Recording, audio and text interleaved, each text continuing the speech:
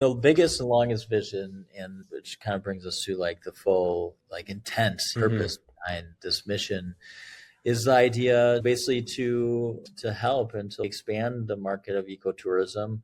If you can turn a region into being a high value area for the value of those ecosystems to be toured, then you give it a fighting chance that you can bring out of country or out of area economy to it. And if you could do like extended stay communities where people can stay in comfortable units for longer periods of time and travel around to various different awesome community experiences like this around the world, how incredible would that be?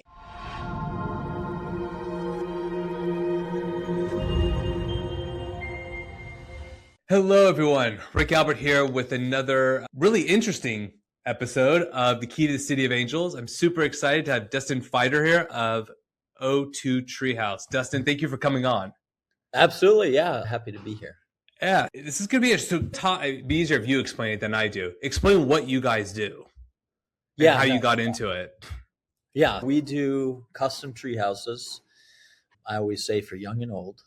And I got into it. My background's in furniture design. I have a Bachelor of Fine Arts. And I got into it because, as they say, it was a combination of my passions. It feels almost cliche to say that these days, but it was. I liked being in the outdoors and rock climbing and stuff like that. Grew up doing that kind of stuff. Came from the furniture program and was really interested in sustainability. And this was a statement of sustainability. I don't know if it's the most sustainable thing ever, but and then just connecting with individual clients and doing something very cool for their kids or for adults, make these special spaces outdoors was, yeah. And so that's, I got into it and I built the first one, and then it's like, that was fun. Like, I wonder if people would buy these. And I started Okay. after that. Yeah. Well, we're not talking, are we talking about tree houses in people's backyards, or are we talking like you could live there? Like the Well, difference?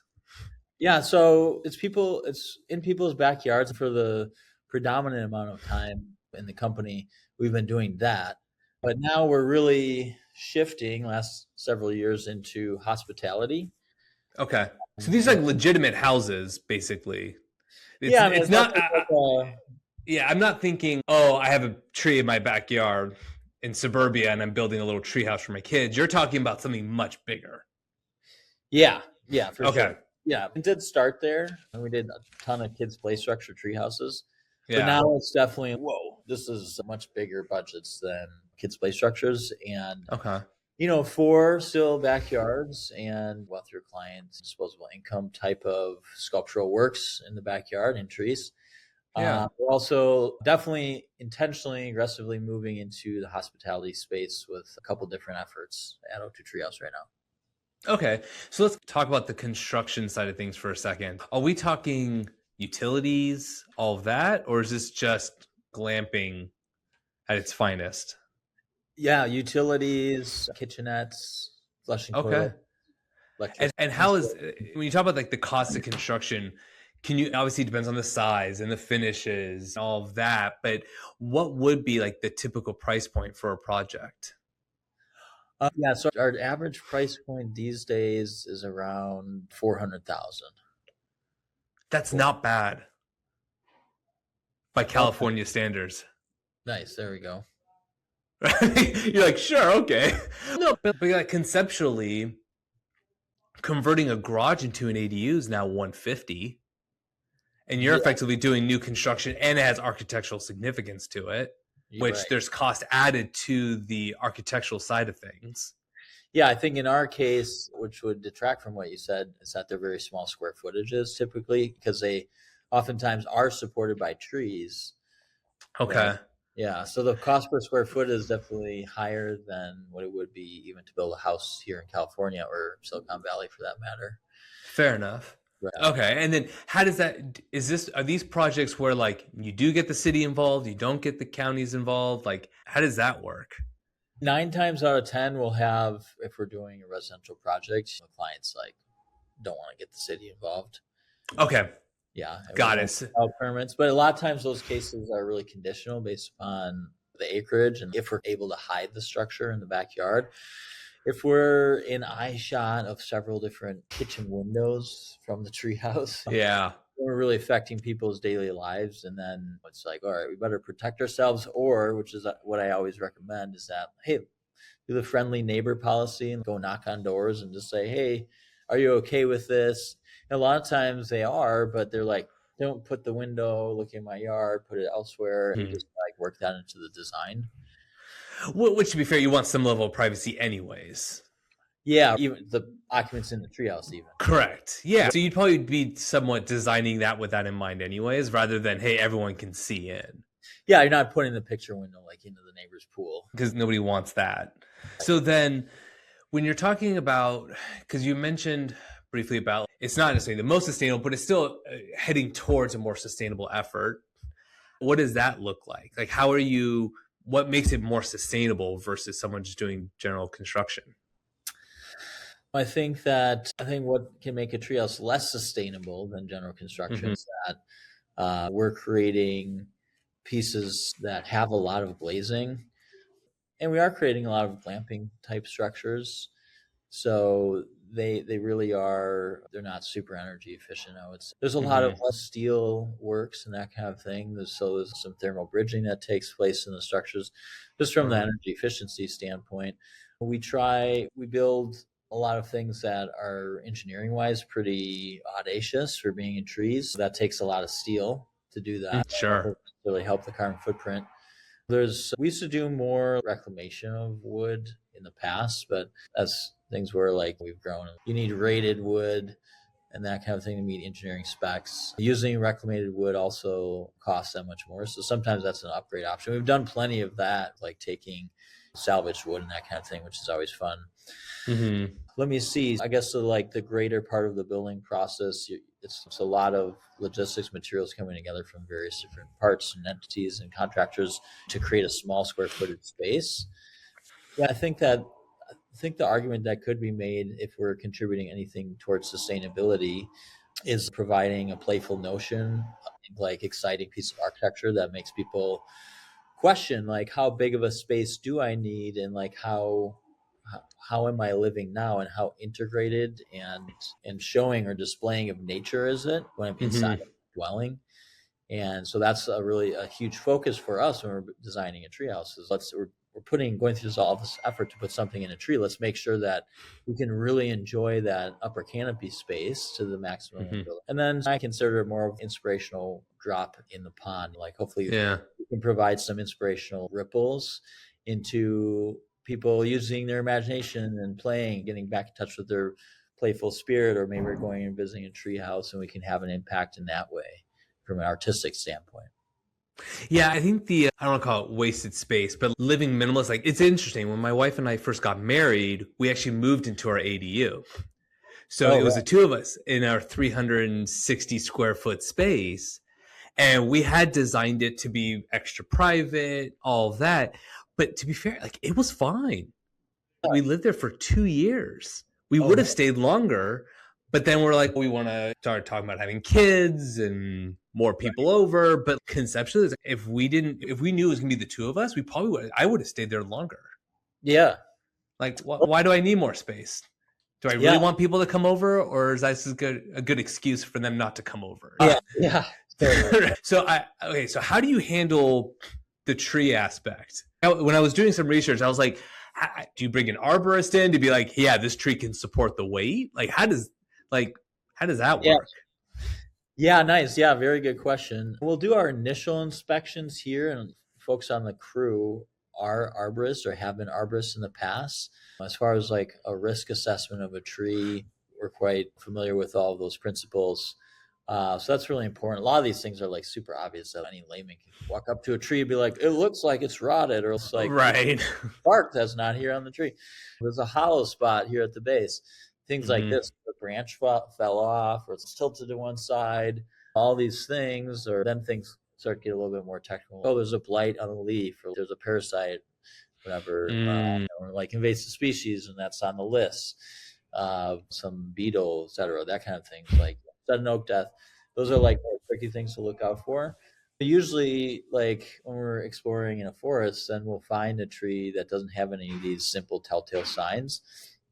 If we're limited and we're like, shoot, this is like the only tree in the yard, there's 2 trees in the yard, this one has some questionable things in its lifespan. Oh, I can see that there was a branch there at some point, it was broken off. Since then, it's added layers and it's basically sealed itself over. I don't know if there's Mm, interior rot that occurred on that tree. So these are yeah. things, but it's like we really want to build this structure. So then let's call in a specialist arborist who can bring out the fancy tools. And then Hmm. from there, there's things like a resistograph test. There's basically the sound equipment that you put into the tree at various different points that Ah, gives you basically like a reading of a heat map, almost like that, of the density of the wood throughout the trunk. And so we can start to, a lot of these structures are considerable investments into these artworks. sure. So yeah, you want to know that the tree's not going to die in a couple of years. So then, okay, so for example, oak trees, Yeah. right? We're not really allowed to move them. Does the type of tree actually matter when you install these? Or does it not matter because you're not removing the tree?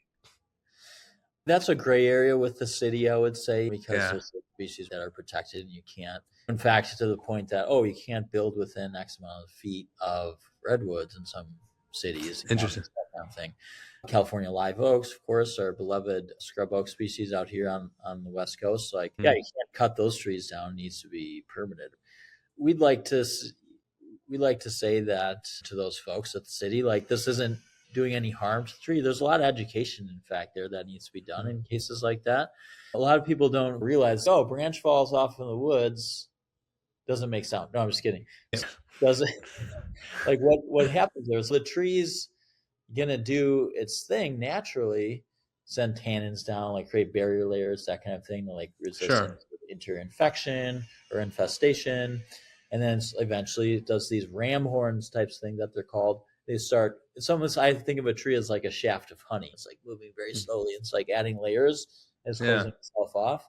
So if we add a bolt into a tree, it's Mm. doing exactly the same process, because all of a sudden, like the tree understands that there's been some sort of something smashed against it, like a tree fell over in the woods and it needs to do that type of reaction, or lost a branch, or a bear came up and rubbed against a tree. All these natural things that occur, and it's much better than basically like cutting off circulation.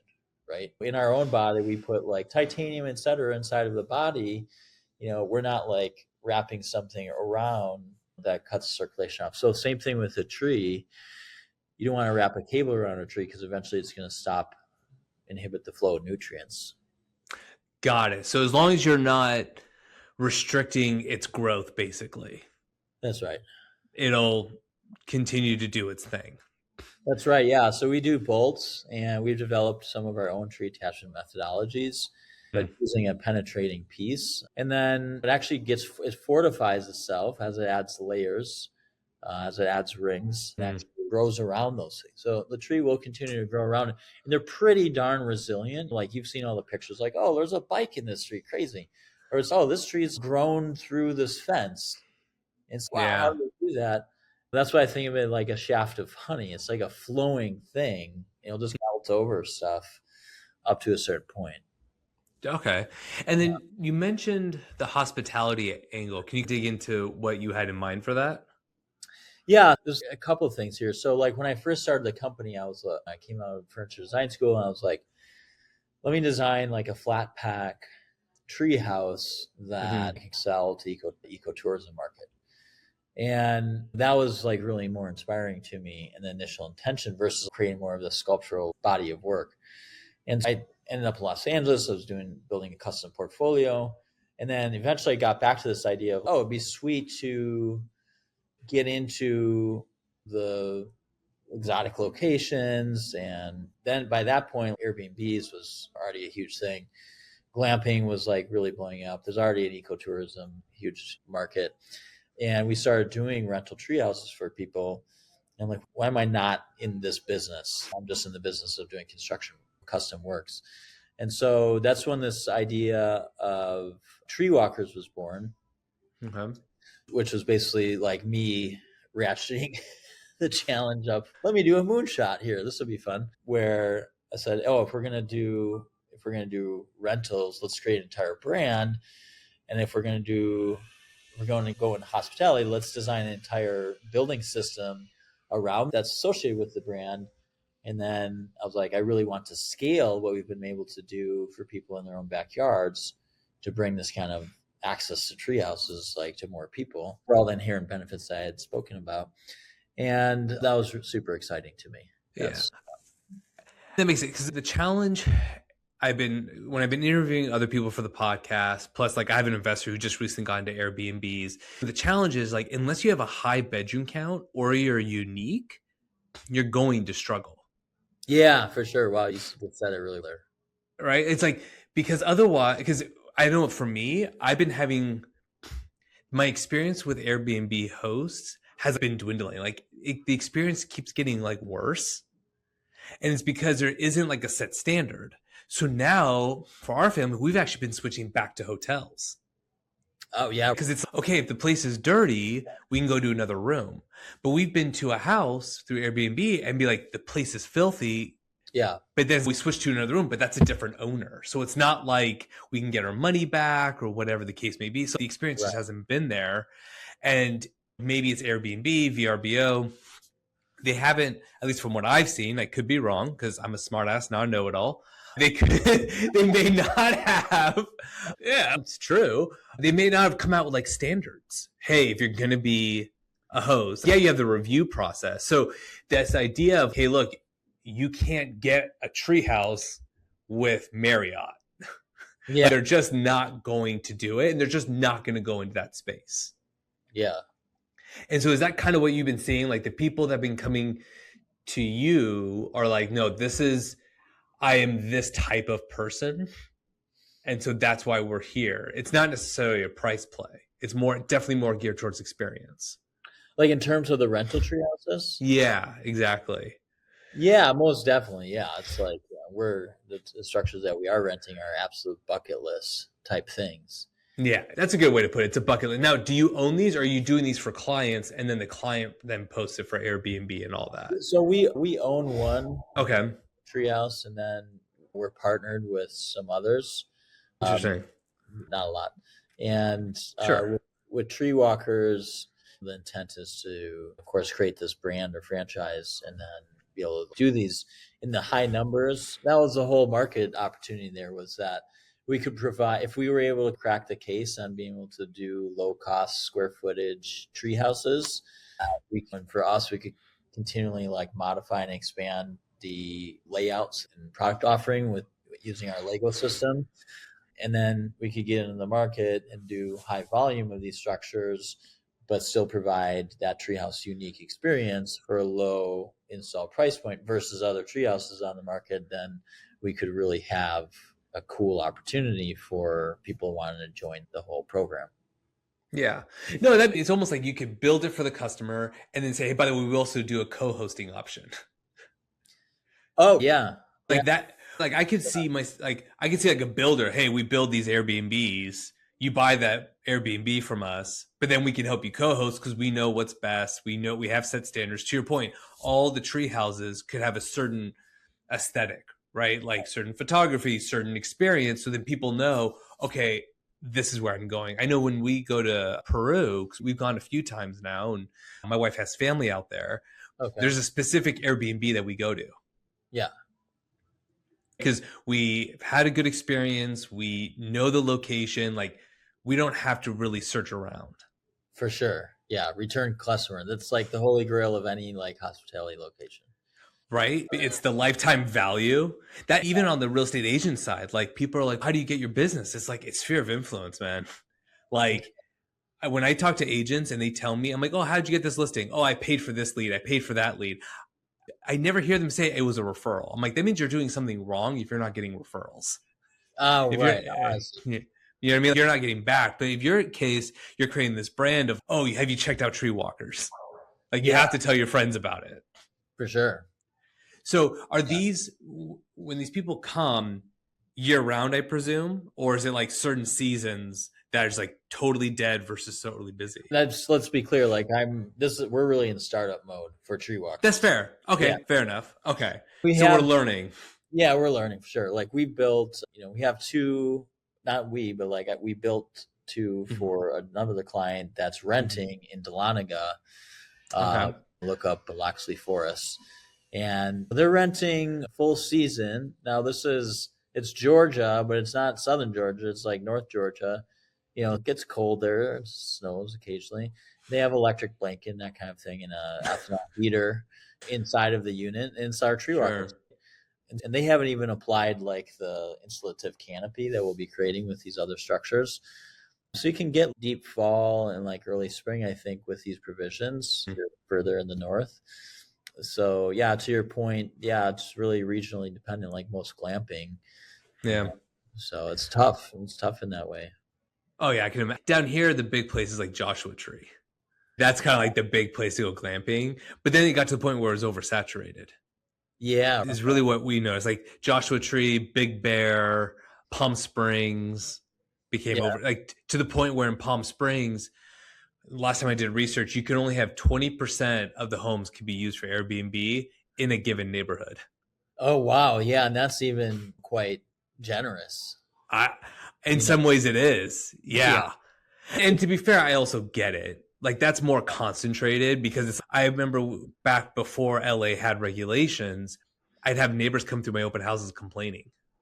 Oh, they're throwing a party on a Tuesday night. Yeah, totally. And it's, you have a multi-million-dollar home, you pay tens of thousands of dollars a year in property taxes, you can expect to be in a quiet neighborhood. Yeah. Like, I get it. I tend to be more capitalist, but I wouldn't want to live next to a party house. That's just not my thing. Yeah, this is why zoning exists, right? And keep these worlds separated. But it's just funny, like how Airbnb has totally mixed things up. Oh yeah, totally. It was funny because when Airbnb first came out, I'm like, this is the dumbest idea ever. Who's gonna be willing to let some stranger into their house? Not realizing we've had bed and breakfasts for centuries. But no, it's definitely an interesting space. How do you see this fit with modern real estate investing? Because it's real estate investing, especially since the crash in 2008, has just gotten very popular, much more than I think in the past. It was always a thing, but where do you see this all fit? That's a good question. I think that we'd have to split it up because there's two totally different risk scenarios here. Because I think that there's like the land investment, like land banking aspect of it. And so that comes with its like set of risks and then long-term investing. And then you have the investment into this operation, this business is a separate thing. This is not my area of expertise, but I could see this like where we basically have two sets of investors that allow Treewalkers to really flourish, so that we have somebody investing into the land and then we're doing a land deal in relation to the structures and the operating business as one potentiality there. Yeah.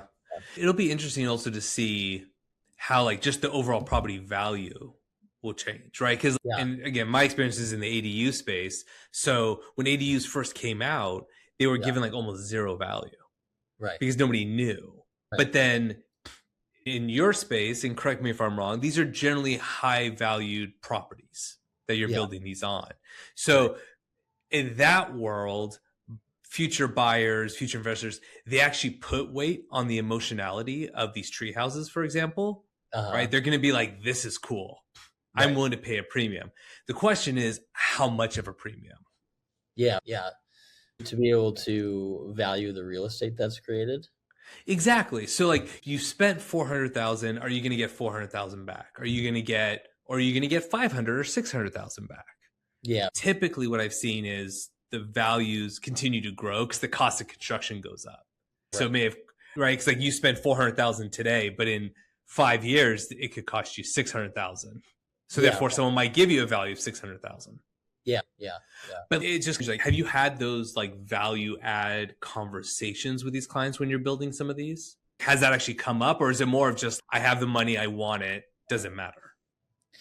Yeah, so I think most of our like biggest, highest value structures have been private in that way. And just to temper my experience in this space, I have basically 3 operating properties right now, and 2 of them are collaborations with the existing client. right? And I think where Treewalkers is at right now is in this state where we're trying to raise funds basically for O2 Treehouse, the owner of the Treewalkers business, to expand the product set and get us still ready to enter into the market to be able to create like a full camp. But so a lot of these conversations are with landowners in relation to the financial piece in terms of the investment into the real estate haven't really occurred. Sure. Yeah. And that's fair, right? People do upgrades all the time in their homes or do changes all the time. And I'm not thinking resale. Like we just bought a new home and we remodeled it for ourselves. Yeah. I wasn't thinking resale. I wasn't thinking rental versus my last residence. I was thinking rental. Yeah. Yeah. Because I went into it knowing I wasn't going to live here forever. Yeah, absolutely. Yeah, with building a true tree supported structure, say you do a tree supported structure and it has all like amenities, conveniences of home, really should be taxable space addition asset on your property. But like, because of like the age of the tree and the unknown space there, is a bank going to consider that as the value add? All of a sudden now you put that same exact structure and it's stilted, then it's like much easier to consider it as part of taxable additional added value home space. Otherwise, the rest of it is in this intangible.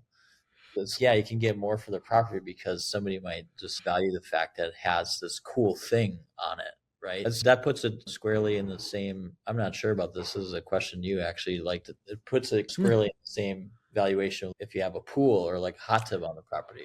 You beat me to it. I was just going to mention that. I was like, it'd be like a pool, like if you have a view property and the pool sits in front of the view, that's a totally different value than if the pool sits off to the side. Oh, is that right? Oh, wow. Even that nuance. Yeah. Oh, yeah. Because people want that experience of being able to swim up to the view. Yeah. Or like they look out from their family room and they see this like pattern, like that kind of stuff can make a difference. Yeah, absolutely. Yeah. The value of the house does increase with that added amenity. Sure. As it's more in like the realm of the general marketplace, like a pool, of course, like tree houses, like you would think that everybody wants one. I would like to think Who wouldn't? Right? Yeah. Let's be fair here. Like I see attics with like high ceilings. I'm like, why aren't you doing something with this space? It's why wouldn't you want a tree? Especially when like it was funny. Like I saw a house once and we actually wrote an offer on it and it had not really a tree house. It was a second structure, but it was like off up the hill. Yeah. And so I remember my wife, would we tear that down? And said, absolutely not. Yeah. Yeah. Because not only is it cool, you could do something with it, but it actually wasn't really taking up space on the land because it was off up the hill. So it's like, we're not losing land space and we have this cool structure and I'm not handy. Like I suck. But that'd be a really good practice run for me. Let me try to figure out how to install flooring and I might as well experiment on that house. Right. Exactly. Than my own actual house. Yeah. Yeah, absolutely. It increases the property value, I would say. And because there is a market, there's a list, right? So if you have a family, kids, like obviously treehouse light up, and then the people that are on the fringe, like they might have to warm up to the fact, like, oh wow, this is a nice treehouse. Heck yeah, I'm gonna put my office in here. Oh, there you go. And then you're getting like way more offers on the property. Sure. So typically the client kind of describe what's the best way to word the avatar of your ideal customer for these builds. What are the type of people that would actually do ask you to build these? I would say that they're folks that, just from an economic perspective, a lot of times even the houses that we're putting them on are second homes. So they're affluent and just like a pool or a sports car, they have the ability to buy a cool toy. And so we're squarely in that luxury product market and buy a cool fancy treehouse. From there, I would say that they're folks that likely had a story of a treehouse when they were kids and they're wanting to have that for their kids. But now they have some possibility to spend money on something like this. And so they're like, let's do a cool treehouse that like mom and dad are also going to hang out in as well. A laptop up, a cup of coffee in the morning, glass of wine at night, whatever it is. And so it becomes like this piece that is actually not just like the Lost Boys kind of structure in the backyard, but it's, oh, the whole family can like create memories around this and like have sleepovers, and it's insulated. And now these kids are like the coolest kids on the block. They're having their friends over. So it's really about in the precious years that we have with our kids, like creating these memories, even though these constructions are, in this case, backyard structure, could function really as a hotel room, right? You can always do those in the seasons you don't use it. Yeah, totally. And I would always tell clients this in my little pitch, like on site. I'm like, what's the plan? What are you going to do with this space? Because it's going to last until the kids are gone. What are you going to do with the space after? Let's be thinking about that now. Yeah. So we can either like up the quality of materials or add the insulation or add some square footage. Just think about this more as a guest bedroom than just in the short term, like something over the next 5-10 years for the kids. Yeah. So what's the actual functionality of this structure? It's not, like you said, not just an addition or not just a blank box. Like, what is the purpose of this? Yeah, absolutely. Yeah. And most of the time they say it's for the kids, it's for whatever. For residential custom constructions, right? Yeah. You know, then there's this whole other aspect, which is actually the bulk of all of our clients these days are like most of the site visits I do these days is, yeah, I'm building a full camp. I want unique structures. For renting out, like on Airbnb, like creating a cabin. So they buy the land and then you can come in and build each of these structures. Yeah, like we just did one in Kentucky in the Red River Gorge where we're going to be doing like these cave dwellings. Of these came out, like people are super excited about them. So we're doing two cave dwellings. We're going to be doing luxury treehouse on the property with intention to expand. Mm-hmm. And with other glamping operations, like maybe folks have had the domes or other like standard products, they're like, hey, we need like a marketing, we need like a super cool anchor, construction. We're doing a lot of designs for those types of projects. And then of course, Treewalkers, because we just did the online equity raise and ran a lot of ads. So we have a lot of sales right now in site visits where we're talking to people about doing a full camp with Treewalkers. And then also just one-off custom treehouses like in residential where people don't have any kids. They just want to add, maybe the primary property already is a rental and they're wanting to add an amenity to boost their ratings on Airbnb and boost the ADR on Airbnb. Yeah. Got it. Now I have to ask, so you're doing these projects all across the country. Are you doing just the design of it? Or are you actually doing design, build, construction, like start to finish? Yeah, start to finish. Yeah, we're all encompassing vertical. Engineering is a firm out of house, but that's the only part. So then how do you get the labor over there in different states? You ship them over? Like you fly them over? Yeah, so we are working with folks on different parts of the country. Okay. It's a little bit of a mix. Yeah. Yeah. Where we're like, oh, the lead is out there, preferably who knows the region, knows the climate, has their own set of tools and that kind of thing. And just can smoothly operate in that part of the country. And then, are you able to bring crew members that you trust? Great. If not, then like we can supply crew members from this side. But almost even in those cases, we're like far from that lead builder's home area. And so we're already putting people up in like hotels or Airbnbs. And so it's part of what like makes these constructions expensive, right? Is because it's not local and specialized and even more niche, like just where do you find a treehouse company? Weird modern stuff like we are. Yeah, we got to put people up. We're just doing a project in South Florida and so it's near Mar-a-Lago and it's cheesh. We had to buy a fancy Airbnb for a couple months. Huge expense, right? Sure. Which is all just gets factored in. Yeah. Okay, that all makes sense. So where do you see, if you think 5, 10, 15, 20 years down the road, what are you envisioning for all of this? Nice. Well, biggest and longest vision, and which kind of brings us to like the full like intense purpose behind this mission, is the idea basically to help and to expand the market of ecotourism. I think when you look at the list of solutions of what we can do to help virgin forests from getting cut down, it's a pretty tough case there. And it's like, but it comes down to the economics of local people there. If you can turn a region into being a high value area for the value of those ecosystems to be toured, then you give it a fighting chance that you can bring out of country or out of area economy to it. that is high value to those locals and keep them basically from using the natural resources, the living forest as dead wood or other species, etc. And you can open up this category too of agrotourism. So now we're talking about like forest agriculture, integrated plant species, etc., like intermix like that into the food program. So there's all these like additional things that can start to happen that are very exciting. And I would like to say that with this Lego system that we're doing in products, that eventually we can have this adaptable to various different regions and have it become like a global brand where we can have these really interesting and known and trusted experiences in nature in these structures, like in the Amazon and in Southeast Asia and the Congo and places like this.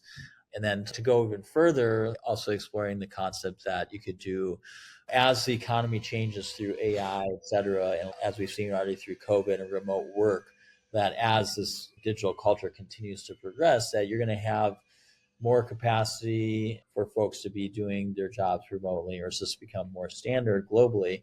And if you could do like extended stay communities where people can stay in comfortable units for longer periods of time and travel around to various different awesome community experiences like this around the world, how incredible would that be? And this is a thing that doesn't really exist right now, but so many have been rejoicing in the idea or like explored the space. Yeah, in 20 years' time, with as fast as technology is moving in our economies, I think that's probably a reality or a thing that will become more common, I would think. I wonder if at some point it actually because as you were talking, I was thinking, and I was listening, I was like, okay, you have two options, right? When you have this forest, you can remove all the trees and build a resort, or you can build a bunch of these within the forest, so you actually don't have to tear anything down or very minimal. So you're creating less of an environmental impact, but you can actually still maybe get a similar experience. Absolutely, 100%. That's it exactly. And so where I think about our brand is really tied to currently like this glamping tent. I think that our core value will be in the manufacturing and the reduction of the cost in relation to our modular truss system. The truss system is a three-dimensional and XYZ kind of Lego system that we can integrate walkways and staircases, et cetera, as one structural engineered piece, stilted amongst the forest, probably not tree supported, but stilted, helical piles to avoid roots, etc. And that as a structural basis to create extended stay communities, which is a different market than purely hospitality based experience that we're doing now. And so that's why I'm speaking to the long term vision. And then from there, it's like what makes sense with local materials, et cetera, manufactured as far as the creation of the units on top of that. We build the business case, capacity to be able to do this. And it's fascinating kind of idea to explore because, you're also providing like a quality of community, integrated with nature, with access to technology and all the comforts of home, hopefully sustainably. And I feel like those are the best combinations that you can achieve in life there. And then maybe it's a subscription service basically, and you can just travel around and reserve your places for a couple months at a time, take the whole family. And so these days, like who knows where the future is going to end up with impact of AI, et cetera, and all these like factors. But it's definitely like something where it's, if I can like somehow crack into this and explore, reduce costs, et cetera, and be able to grow a brand here domestically first and then carry this idea forward, that would be the ultimate vision. Yeah, the reality is AI can't replace experiences. Yeah. You can't go to ChatGPT and say, give me an experience of being in a tree. And it just describes it. You're like, oh, yes, this is the good stuff. That's not how it works. Okay, Dustin, this has all been amazing. I think this is like really cool stuff. How can people get a hold of you? How can they find more information about all this? Absolutely. Nice. Thank you. Yeah. Go to O2, so letter O, number 2, treehouse.com. You can get a hold of us there. Also, if you want to get in touch with me directly, Dustin Feider, Dustin Feider, Feider at O2Treehouse.com. Just send me an email directly and let's have a conversation. Absolutely. Yeah, very cool. All right. Thank you so much again for being on. Thank you for everyone for watching and listening. And I'll talk to you guys next week. Thanks, Rick. Want to keep unlocking the secrets to building real wealth in Los Angeles? Stick around for the next episode. Tap the video on screen to keep watching.